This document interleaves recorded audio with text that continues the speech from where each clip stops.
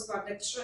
વિપુલ પ્રમાણમાં દારૂનો જથ્થો કબજે કરી વધુ તપાસ હાથ ધરતી વડોદરા ગ્રામ્ય લોકલ ક્રાઇમ બ્રાન્ચ।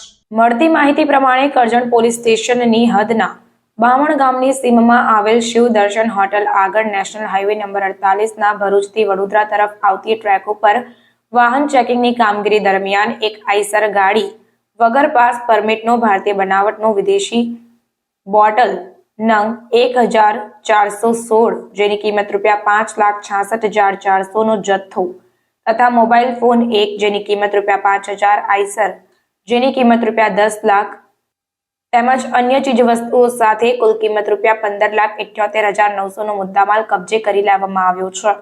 આ કામગીરી દરમિયાન હનુમાનારામ શંકરારામ બિશ્નોઈ નામક આરોપીની ધરપકડ પણ કરી લેવામાં આવી છે।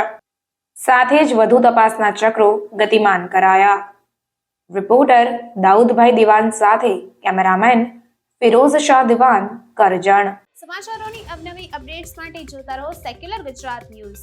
સાથે સેક્યુલર ગુજરાત ન્યૂઝ ચેનલને લાઇક, શેર અને સબસ્ક્રાઇબ કરો અને બેલ આઇકોન દબાવીને સમાચારોની ઝડપી માહિતી મેળવો।